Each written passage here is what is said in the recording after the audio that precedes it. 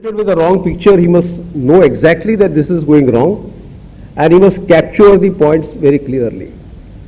The figures must start speaking to him. He must be able to smell a problem if there exists one, and he must be able to identify that very clearly even before others get to know of it.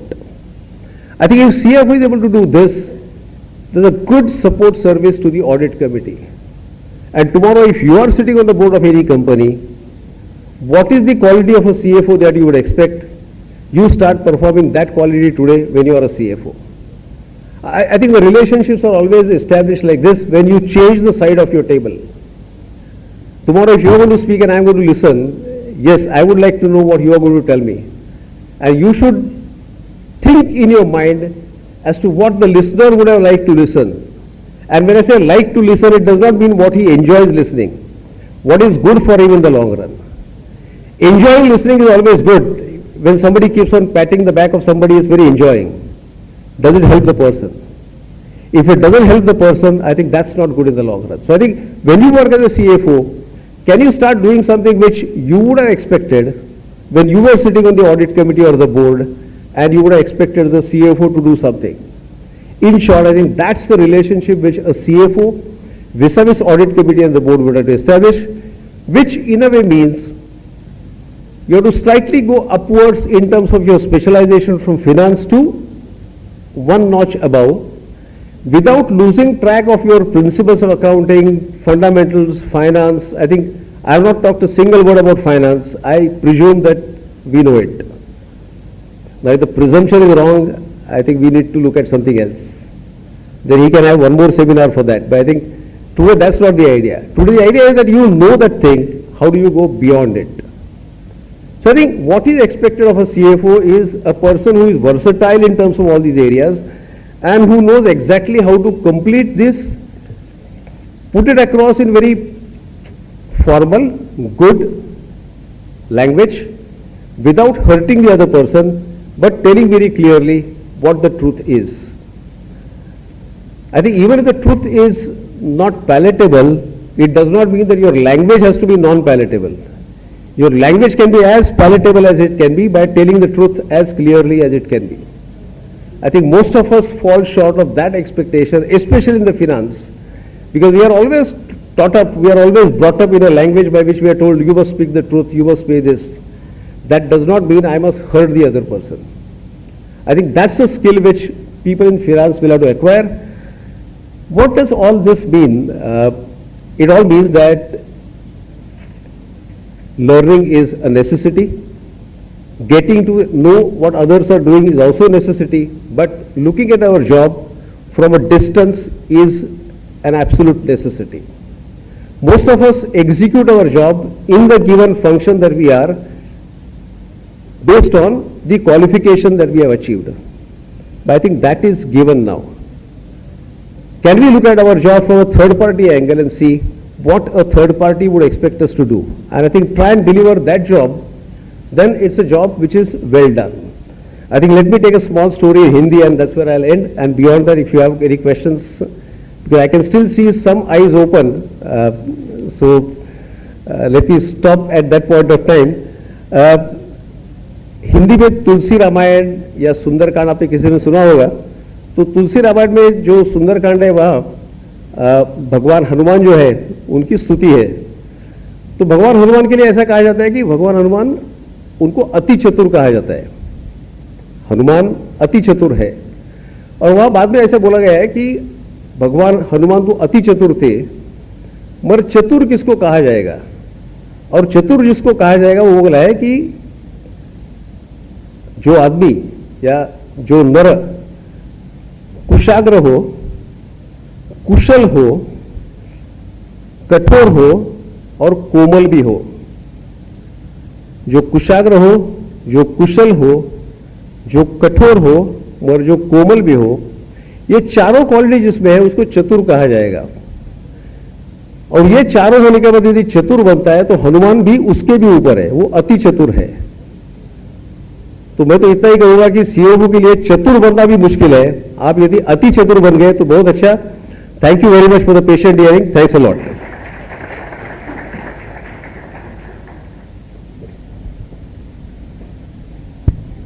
Friends, any question? Yeah.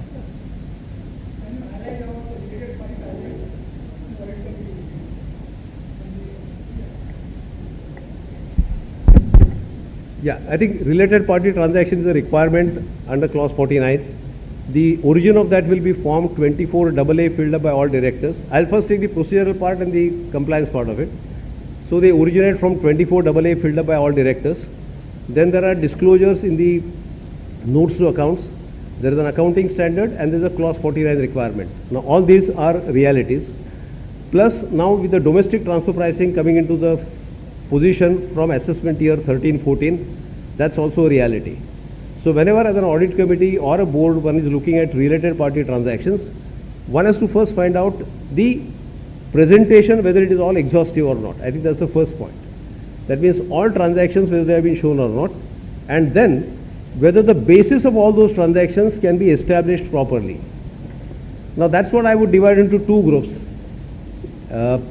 If you happen to be in a company which is owner, promoter driven, then the answers to these questions are very tough.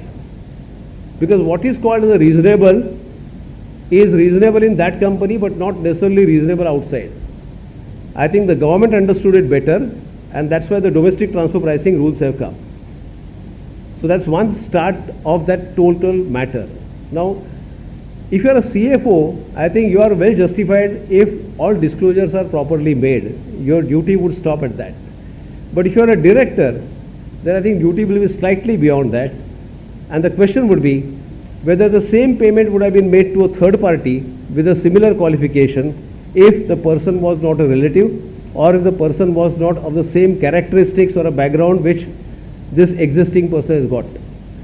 When you ask a question like this, it may not suddenly change in that year, but at least it ensures that in the next year the salary or the other payments will not go up. Sometimes the idea in asking questions is to ensure that at least the problem does not accentuate further. And I think this I have done successfully in some companies. Not asking questions, the problem will continue. If you start asking questions, at least somewhere they feel that इसको तो मालूम है सब थोड़ा control करना चाहिए. तो थोड़ा कंट्रोल आता है, फिर थोड़े पेमेंट ज़्यादा नहीं होते, थोड़े कम होते, थोड़े कंट्रोल में उतने ही रहते हैं. So I think that's the way to go about for related party.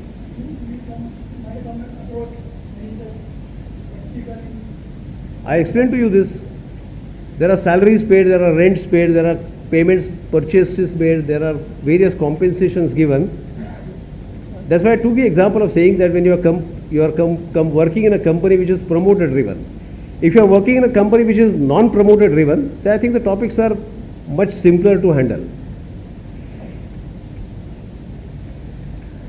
Actually, sir, I understand you are not the person that I should ask this question, but still मेरी ट्यूबलाइट ज़रा देर से जलती है. पिछला जो हमारे नरसिम्हन साहब थे, you are not aware, Chief of Regulatory Affairs, National Stock Exchange, right? He gave a very good. Now see, the gist of all these suggestions is that we in the private sector, we as tax consultants, we have to be honest to the core, okay? The GDP of India is 80 lakh crores. 2010-2011 figure, the GDP of India is 80 lakh crores. The turnover in the derivatives market alone is 137 lakh crores. Hmm. 80 lakh crore is the GDP of the entire country. And 137 lakh crore is the turnover of only derivatives market in India. This market, which is in the words of a very famous, financier of the world, Warren Buffett, the derivatives are instruments of mass destruction.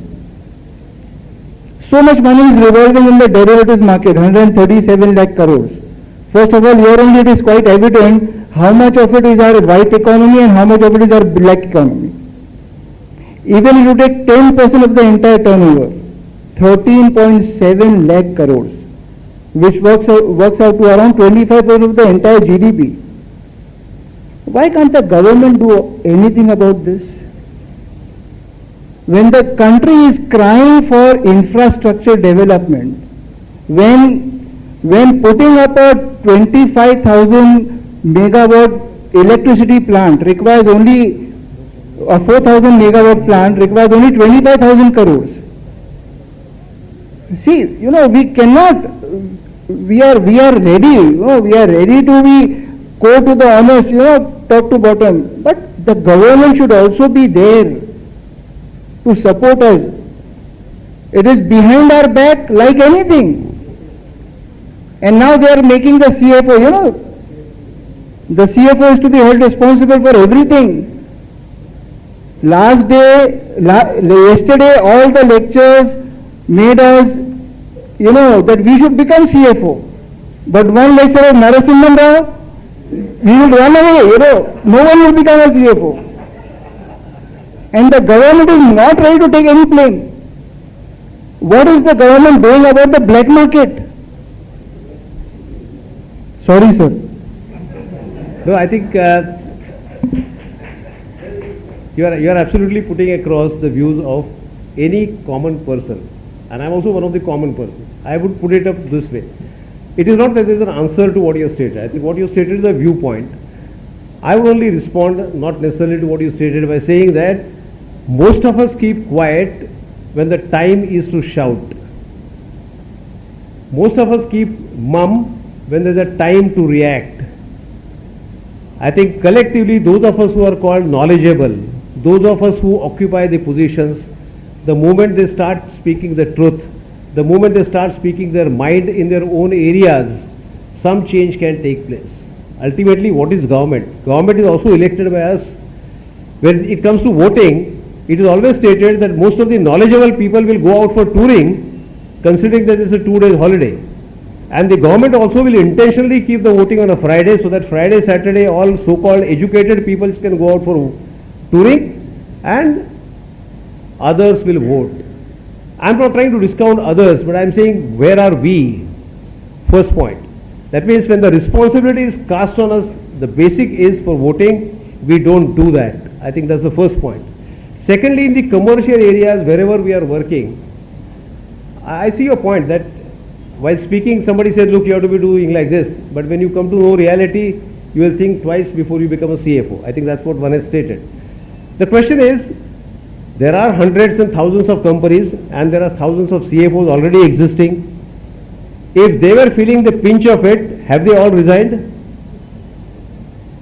Answer is no. That means either they are succumbing to the pressure of keeping quiet, but tomorrow if they start speaking the truth, can the economy change for better? I think we are sitting in the auditorium of IMC. I am saying if tomorrow IMC starts shouting as to what is right or not right, things can change. The point is, those who are expected to deliver, they have become very docile and not delivering it. I think let's make them active. Let's ourselves start becoming active. Over a period of time, things should change. I also share the same feelings as you say.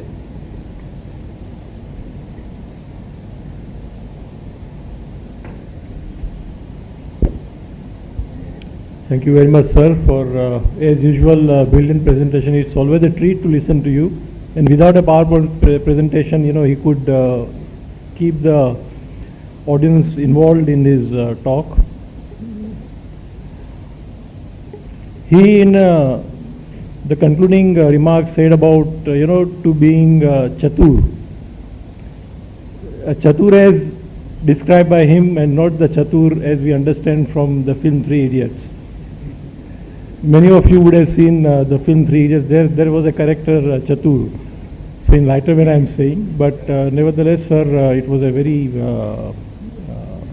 brilliant presentation in that sense. And I would say we are indeed fortunate that Chitle sir came here and shared his view, because he is, as he said, he is director and chairman of audit committee in some of the prominent companies of the country and also public sector companies. And He has actually dealt with CFO.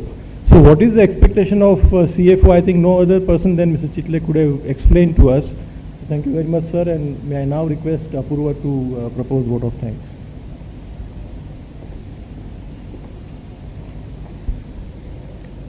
Respected Chitre sir, a professional who our generation of CAs has actually grown up looking up to, revering, and rightly so. Sir, thank you very much for sharing your experience with us on the role of the Chatur Chief Fire Officer in front of the Audit Committee and the Board of Directors. I think sir has really explained to us very well on the importance of words, the re-emphasis on quality, and the need to have a conscience when you are performing your job.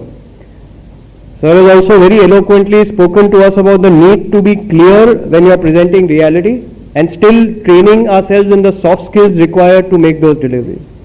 I'm sure all of you will agree that only a stalwart like Chitre Sahib could have kept an audience like us engaged on a Saturday afternoon post-lunch session. Thank you, sir. Thank you very much.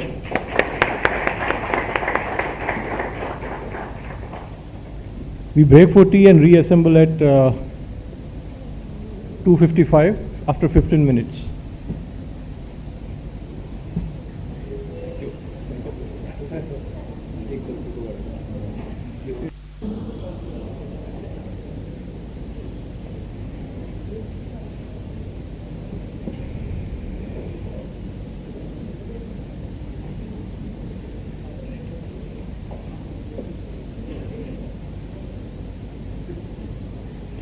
Friends, welcome back. This session, as was told by Mr. Chitle, that soft skills are equally important for every CFO. We have this session where the soft skills as attributed for a CFO will be taken by Mr. Pradeep H. Shroff. He has over 30 years of experience, out of which 25 years of experience has been as a head of business unit. He brings a strong business acumen and strategic thinking due to vast experience of working as a CEO of a business. He has nurtured and developed several employees at all levels. He is very analytical in his approach, very meticulous in his planning, very quick in grasping new subjects, issues, and very interactive. He has a long background with the industry. He started in 1984 as a head of personal business. It's a great entrepreneur job with the J&J as a personal business outside India as divested by J&J in 1978. He was appointed as a head of J&J core business health in India. In this job as a country head, he was designated as the president and executive director and reported to the boss in Singapore. When J&J sold the personal business to Premchand Roychand and Sons in 1999, he was appointed as the president and managing director of the new company, which PRS Personal Private Limited. He is now retired as the president and managing director and now he pursues the coaching as a full-time. Shroff is ex-president, Hologram Manufacturers Association of India, and ex-director, International Hologram Manufacturers Association at Rotary District, Mumbai. He is affiliated as the Assistant Governor, District Secretary, and Assistant Trainer. As academic, he is the BTech IIT, MS in Operational Research and Marketing. With these few words, I present before you Mr. Pradeep Shroff and request you all to join our hands together and welcome him. Before he takes, may I request Vipul Choksi to present a memento, a mark of love and affection to him.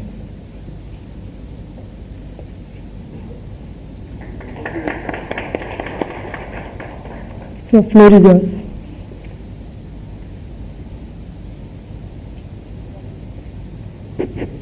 Good afternoon. I am sure you are not going to sleep because you already had a coffee. Correct? I heard Mr. Chitle earlier, and I'm going to slightly change my talk sequence because I originally was under the impression that this will be a workshop. And I somehow suspected that the sitting arrangement is not going to be a workshop sitting arrangement. And that's why I came yesterday morning just for 1 hour to generally see what is happening here. And I realized that yes, it's not what I would normally call a workshop sitting, but we'll work with the workshop arrangement as it is. And also after listening to Dinaben as well as Mr. Chitle today, I thought I'll cover something about the so-called soft skills also. Though I was not really planning to go in details of them because to cover them takes much longer.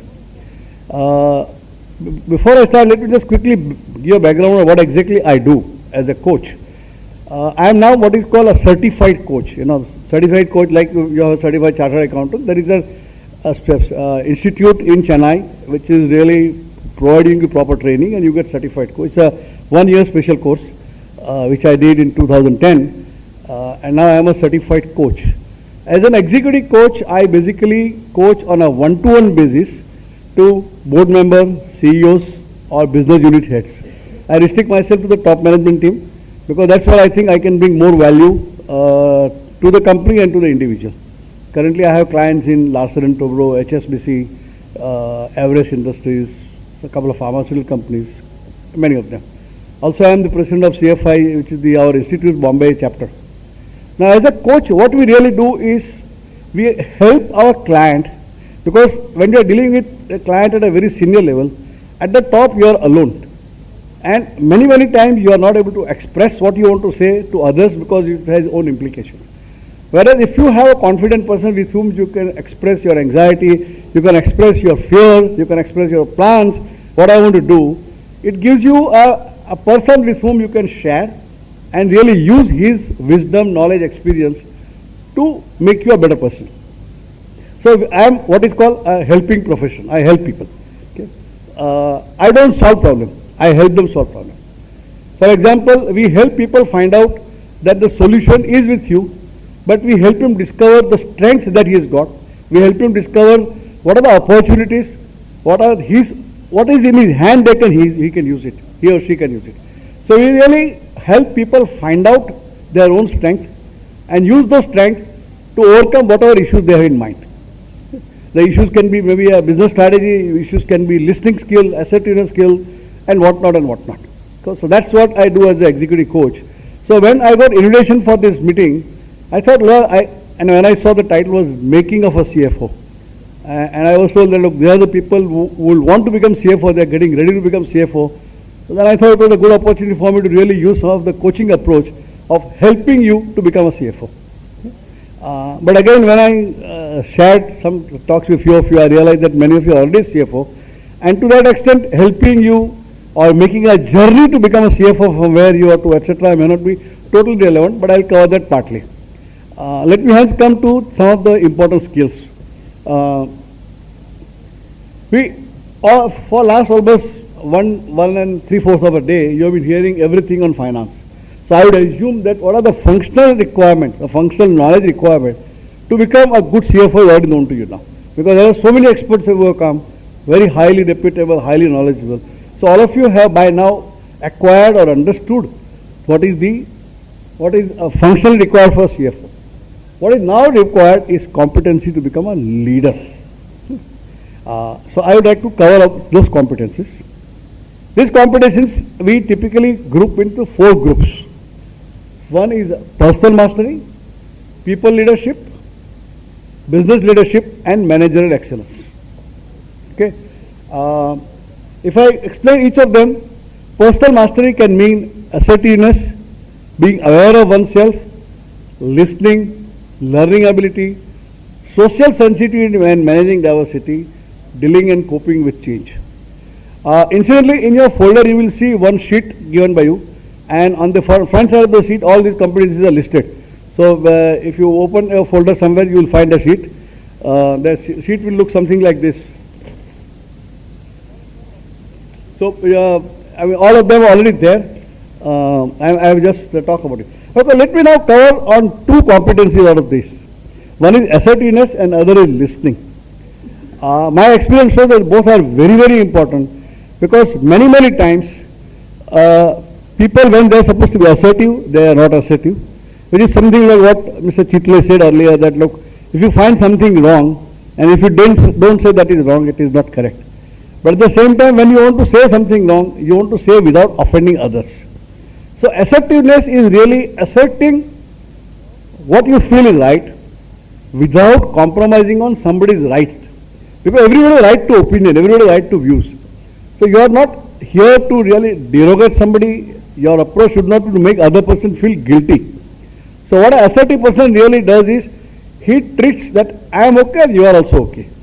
You have your views, I have your views. Like what Mr. Chitla was talking about in the board meeting, somebody says something and you say, yes, yes, yes, you are right, but.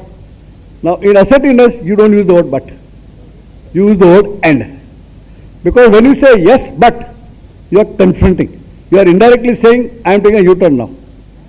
Whereas if you say, yes, you are right, and the other way to look at it is so and so, and you present your viewpoint afterward. So don't use the word yes, but use yes and. Because the and word makes a hell of a lot of difference to the other person respecting it.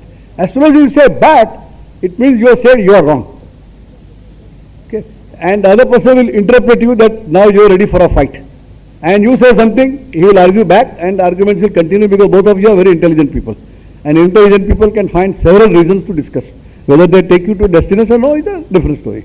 But as soon as you say yes and, you have said I am with you. Like what Americans say, I am on the same page with you. Or मैं आपका party वाला हूँ. As soon as you say we are together, the confrontation stops. So one of the very important things for a CFO, or for that matter any leader, is the way to avoid confrontation is really respect the other person. Okay? And that's what is assertiveness. Assertiveness is really telling something. Assertiveness does not mean you are going to offend somebody. You know, in fact, in this level of communication, you can be aggressive, you can be assertive, you can be submissive. Aggressive will make the other person feel guilty. Submissive will not say anything, will just surrender. But an assertive person will deal with the other person, respecting his or her knowledge and whatever position it is. Even if you are talking to a peon and you may be MD of the company, that peon has his own human respect. So you have to respect him and talk to him with this dignity. Now one simple way, there are simple 4 or 5 steps that one can follow to, because you know, a lot of people say be assertive, but after all like I am an engineer, most of all of your account number crunchers, we need something logic. So we need simple steps.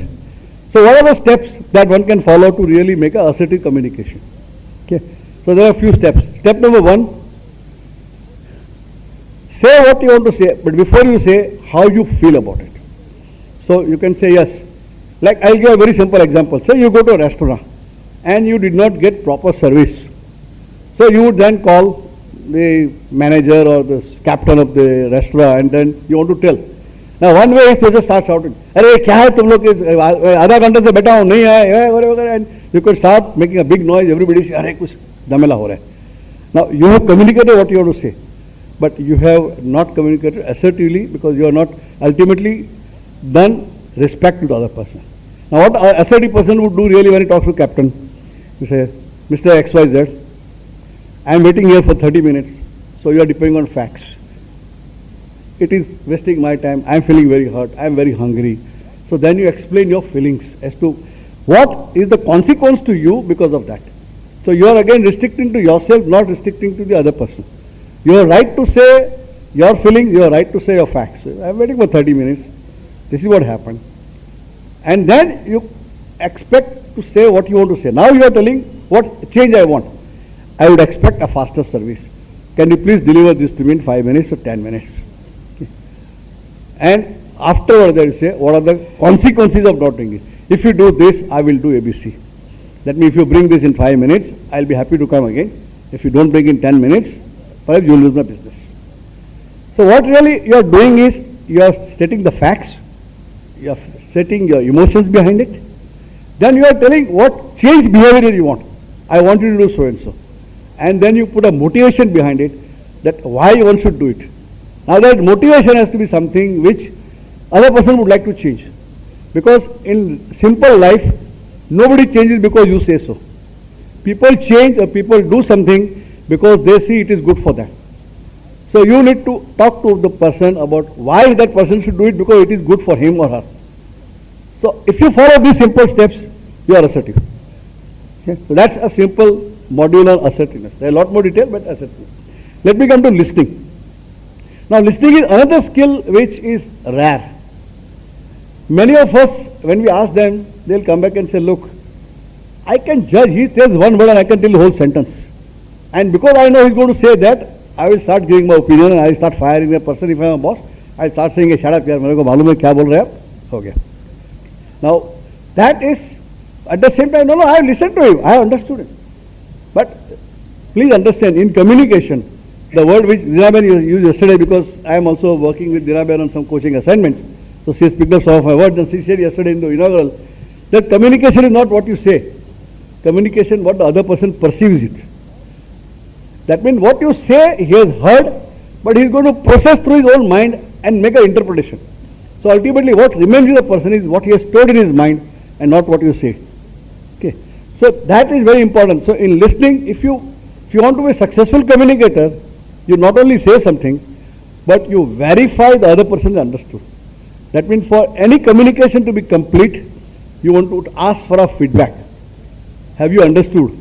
Now that feedback doesn't have to be directly like a question like a lawyer, but one can always put different way of asking is there something more I can do? You know, but this is what I mean. If you are talking to a junior, maybe you can ask him to repeat what you said in his or her own word, so you can verify whether the person is understood. But if you want to make sure that the quality of life is good in the organization, you want to make sure that the communication is clearly understood and not communication is clearly given. By my saying, please come at 9 o'clock does not mean anything. But if I have explained to my people that coming to 9 o'clock is why it is useful to all of us, and they understood and committed to it, action will not happen. So communication has to ensure that the other person has understood what I want him to know. Now, listening here is very important because many times we have a selective listening. We listen what we like. We are trying to filter out the so-called noise, if you want to call, or filter out the information which does not suit us. And then we say, I am listening to the person. And then we go on our own track.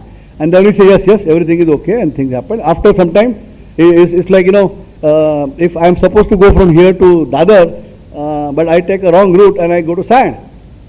That's what happened when you don't listen properly. So after some time when you realize that I have gone to a totally different destination, then you come back to correction, or you then sometimes justify, no, this is what you told me. And then you have bigger argument. So now listening is a very important skill, because when you listen, you are actually giving a message to other person, I respect you and your views. When you don't listen, even if you are intelligent, you are a Nobel Prize winner, but if you don't listen, you are communicating to the other person that, look, I know everything, you shut up, don't talk. So as a bosses and as you go up, when you have a CFO or you become a board member, you want to make sure that, yes, I listen. Now what are the steps, when I am coaching somebody for listening, what are the steps that I encourage my client to approach? So again, logic, because I always believe without logic, because my approach typically is learn emotions through logic. A lot of people say emotions and logic don't go together. But my feeling is that people learn from logic and they can be made more emotional. So listening is a skill, a competency. If you want to follow the listening, you follow these simple steps. First, when you are talking to somebody, you want to make an agreement to yourself, I will listen. So mentally you said, yes, I will listen to this person. That's, as soon as you flash that in your mind, you will start listening, because then you are consciously listening. So first make that conscious agreement to yourself, I will listen. Then when the other person is speaking, just quietly listen to the person. Now how do I let the other person know that I have listened? The best way is to ask some supplementary questions. Because when I ask a supplementary question, I give a message that I have heard you, partly, maybe I have not heard you somewhere here. So the person gets an opportunity to clarify in case you want extra information or you want a clarification. So that is, the third step is ask for some relevant questions. Next step is summarize what you understood. Now I always say in communication that the responsibility of communication is in the person who is speaking it. But when you are listening it, you want to make sure that I have listened to it. So now you take the responsibility telling the other person, this is what I have understood. Now as you explain to him, this is what I understood, if both of you are on the same platform and he understands that yes, I have communicated what I want, then you move to the next phase, which is either giving solution or giving alternative suggestions or to action. Many times we tend to start from, we don't make step one. As soon as the step to start, when somebody starts talking, we go to last step and give answer. Don't get into action. It may look like that you are slowing down your speed, but you are not, because these all can be done in microseconds. It is not that they require 1 minute for each step. What is required is a conscious effort to listen, which means simple steps. Step number 1, agree to listen. Step number 2, listen. Now very important, another important thing, when you are listening to something, you have to listen to 2 aspects, what we call active listening.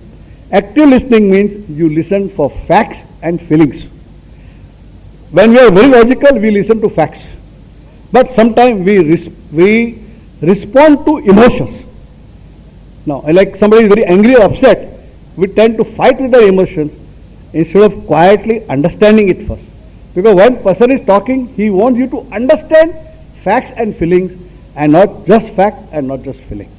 So when you are listening to both facts and feelings. Then you ask questions to reconfirm what you understood, then summarize what you understood, and then put your views. When you follow these simple steps, the person will start feeling you are now listening to me, you are respecting me, you are respecting my views. The quality of the arguments, the quality of the life in the business, in the meetings, in wherever you are, will significantly change. So the other 2 simple things which I talk, one is on assertiveness and second on listening. Third thing which I want to just maybe cover simultaneously, and then I will go to my workshop which I have in mind, is when you are talking to somebody, again what Mr. Chitla was talking about it, when you say something, you have to be firm and fair. In expressing your views, yes, you should be firm and fair. Do not be like, and I can say from my own example, in my earlier stage, I came from IIT, I was the number 1 ranker in IIT, Government of India sent me to US and come back, so I am the Dada here, super great. People used to perceive me as a rough and tough boss, and I realized that that is not an image that you want to work on, because people who virtually say, look, to enter Pradeep Saw's cabin is a terror sitting inside.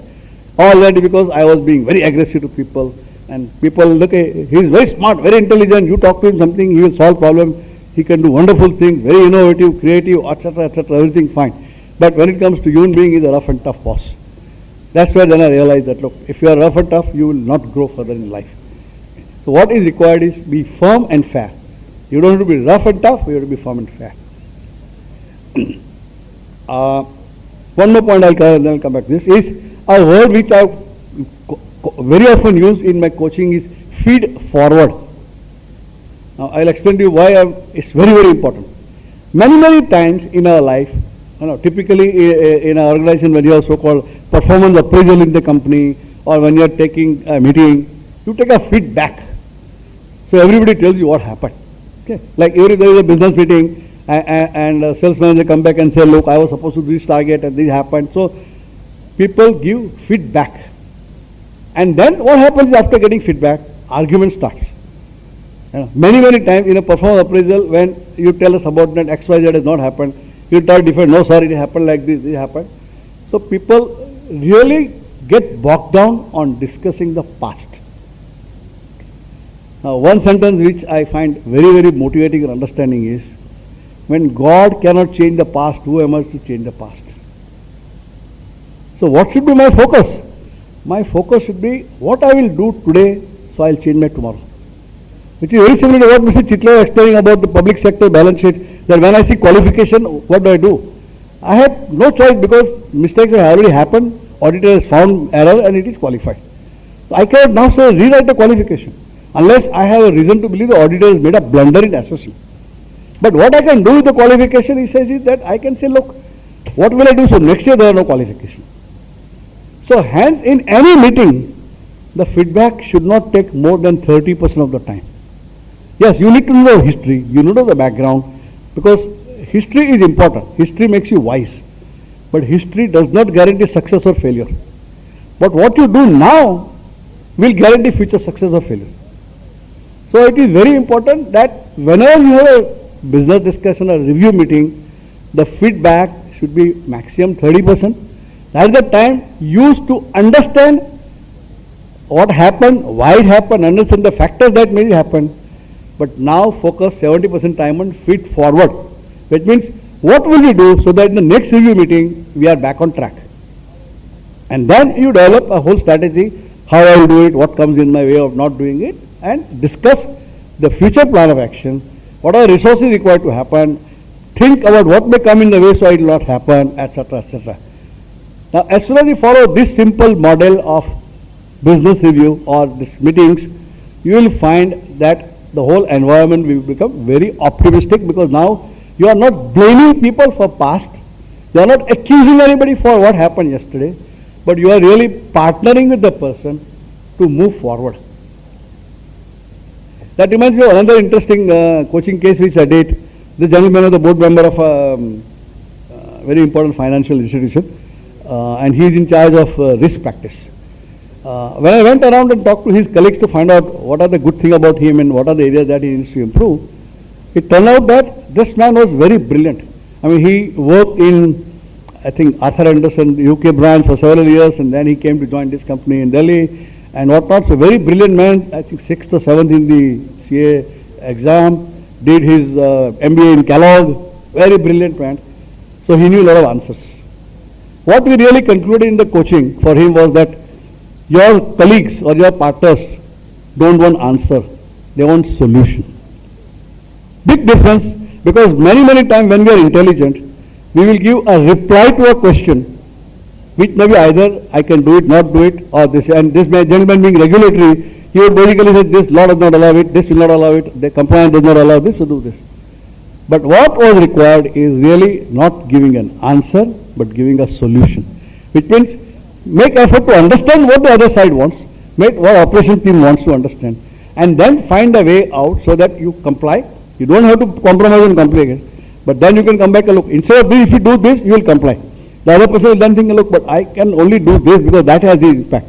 So when you, as a partner, you work to a solution and don't give an answer. Now, as soon as the CFO you become a partner and get into providing solutions, you will again find the transactions or the working in your environment very positive and very optimistic. So these are the few things on some of the skills that I'll cover. Let me cover to some more masteries that I'm talking. Leadership team skills are like mobilizing a team, trust and respect for others, conflict management, influencing others, organizing, building. Then in terms of business leadership, strategic thinking, innovation, networking, passion, negotiating, crisis management, global awareness and management. Because today now the world has become global, so whatever the job you are, you ought to know what is happening in the world. And it's very important to know. Other area which I find very important as you go up in the business is networking. There are many of us who will come back and say, I am an introvert because I really like to do myself, I am not extrovert. Now, extrovert and introvert are chewed up words.